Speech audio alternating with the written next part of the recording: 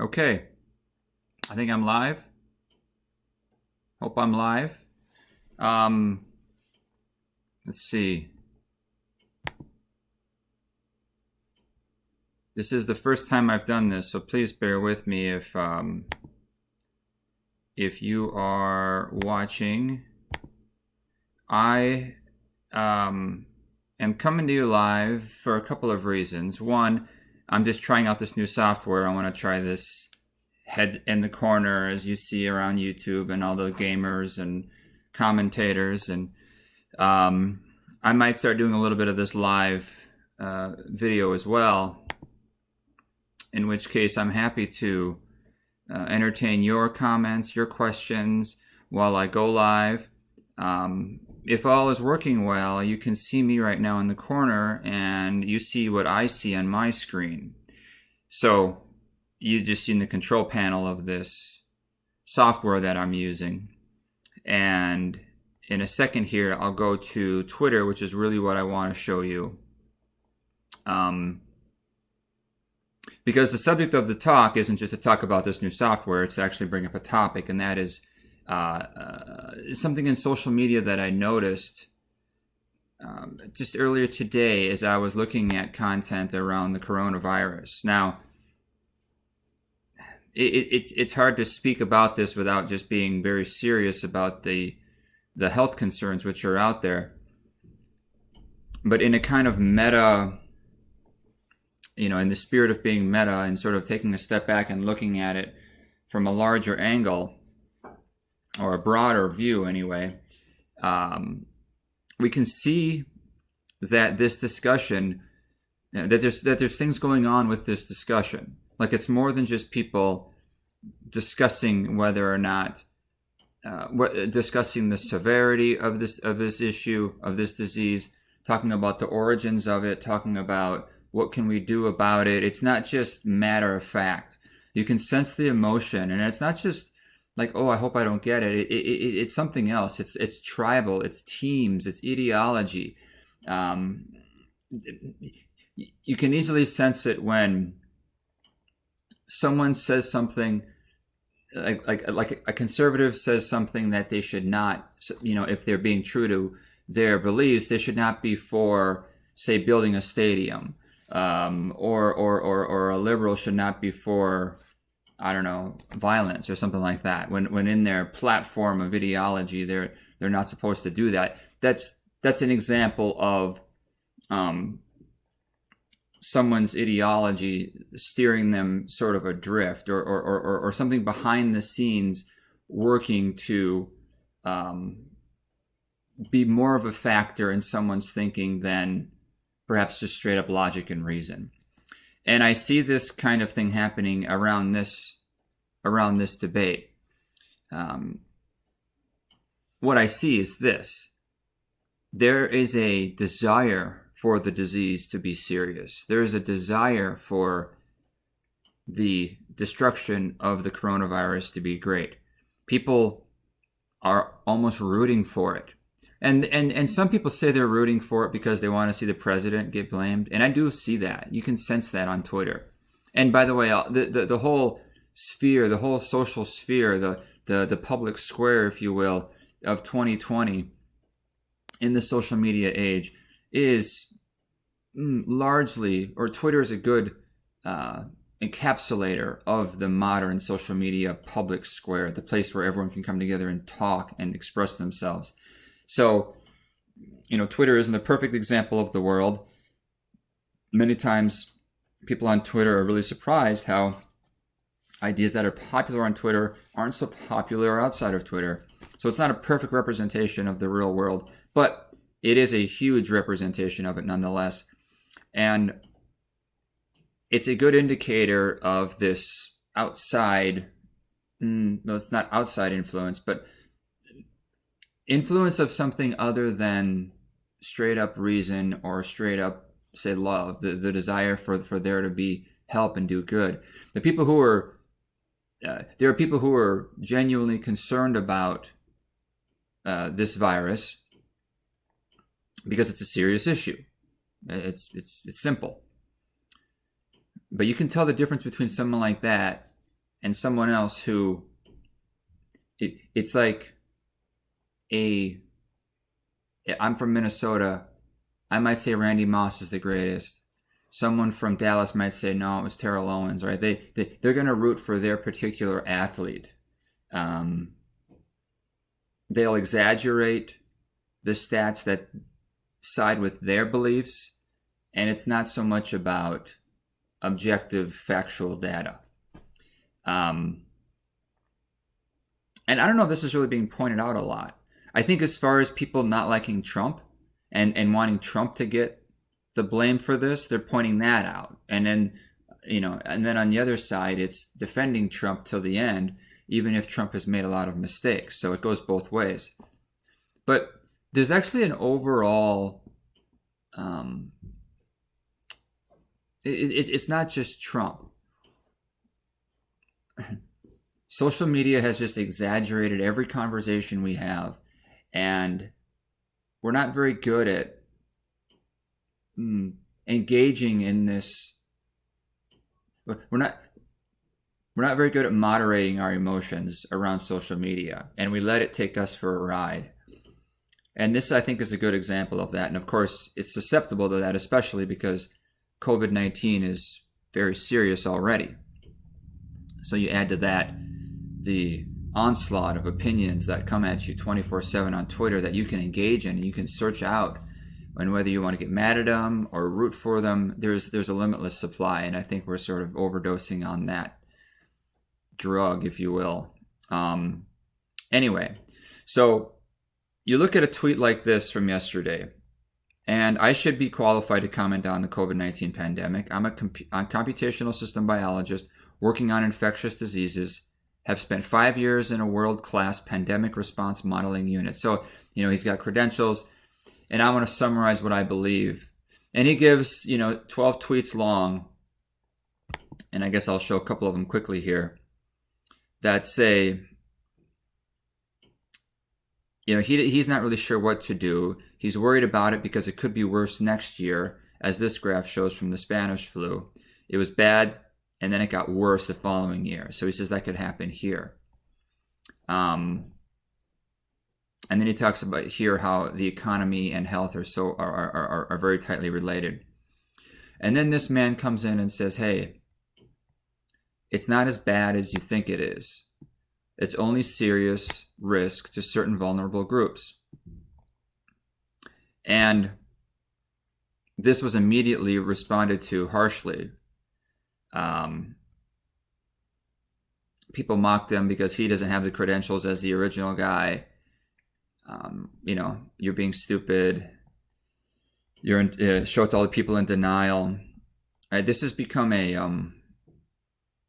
kind of it's become a tribal thing. It's embarrassing. Now, 1.1 thousand people, twice as many as that liked this guy's comment, liked people saying back it was embarrassing. The thing about Twitter is that it's a medium of bullying. It's the medium, it being short, means that you're not going to be able to say much, and so the punchier the better, and the nuance doesn't get the room. The love doesn't get the room. Things that take time don't get the room on a platform designed for only a few characters or a few words.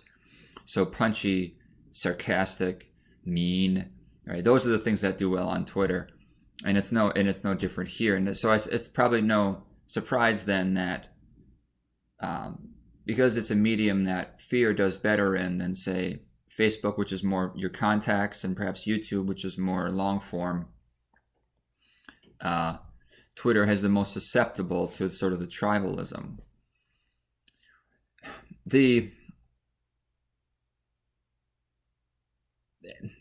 And the tribe that I guess I'm interested in pointing out here is the tribe that this is a serious matter, and if you don't believe it's a serious matter, something wrong with you. And it's not just that we're worried about public safety because you're not understanding it, or we're not worried. It's not that they're worried about the individual because they're not understanding the severity of it. They're mad at the individual, like this guy here, because he's a denier, right? It's a that us versus them thing now. And you kind of sense, and I wish I had, maybe I should put, I tried to find more of these. It's hard to find, these take you to read it. This one I thought sort of encapsulated it. I was at my local gym today, an old white guy Trumpster who corrals the TV with Fox News quote. So you can tell this is this extraordinarily ideologically based, post, being racist and ageist and all that in it. Who never wipes down the equipment after my use, was laughing with another white guy as if, man, yeah, this post is pretty. Yeah, okay. Anyway, but ideologism rules Twitter. My husband and I wiped down our equipment and used hand sanitizer. Those guys were laughing with each other as we were doing this. Unbelievable. So it's self-righteous and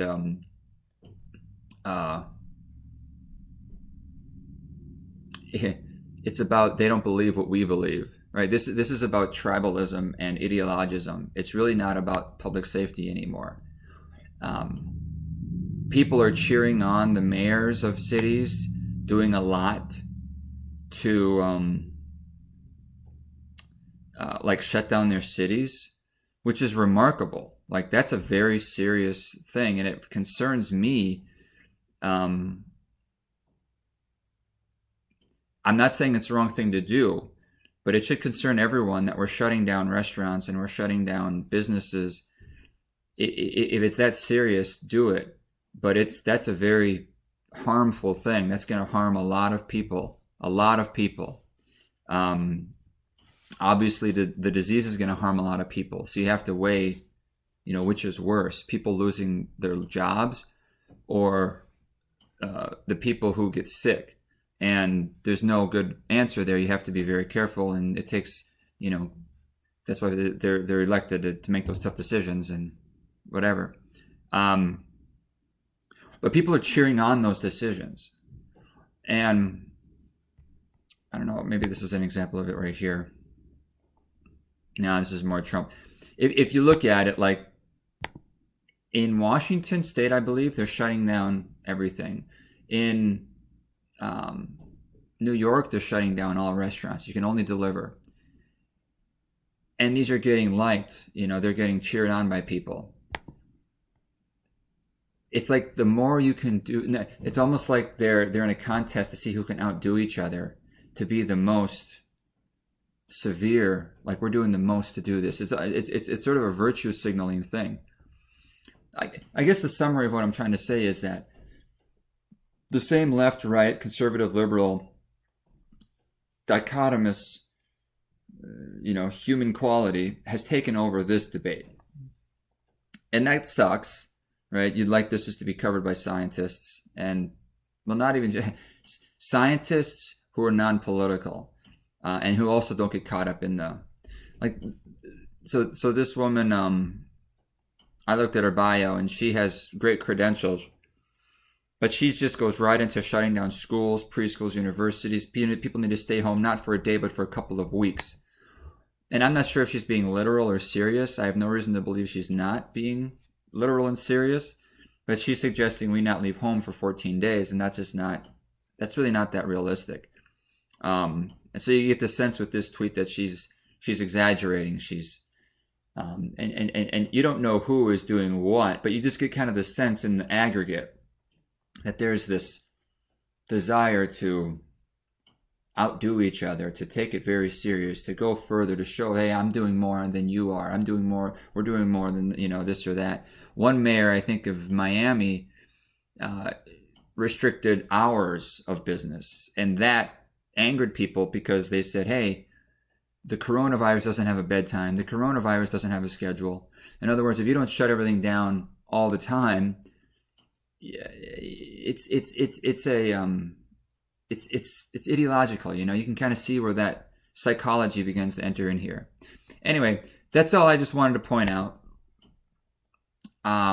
This was my first attempt to do something like this, and if it gets watched by anyone, I'll consider this a success. Thanks for being here, being along here for this. Tomorrow, I'm going to find a quick photo here, because tomorrow, in fact, I'll just pull up my Facebook post. Tomorrow afternoon, I interview a very interesting global businessman. He knows like 4 languages. He's super smart and bright. He's very familiar with the Turkish and Greek part of the Mediterranean, himself coming from that lineage, having some experience in gemology. So we're going to talk about West African mines and just the politics and the tragic irony of how the worst conditions, laborers in those conditions, to extract goods for the richest of people. We're going to talk about a lot of different things. He's a very bright guy, Zeki Unver. I'll have him on tomorrow, 2 o'clock Central Time, right here on the Periphery. Please tune in, and please be ready with questions for Zeki, because he'll be happy to answer. He's a very talkative man. Hope to see you then. Thanks for being here tonight. All right. Bye-bye.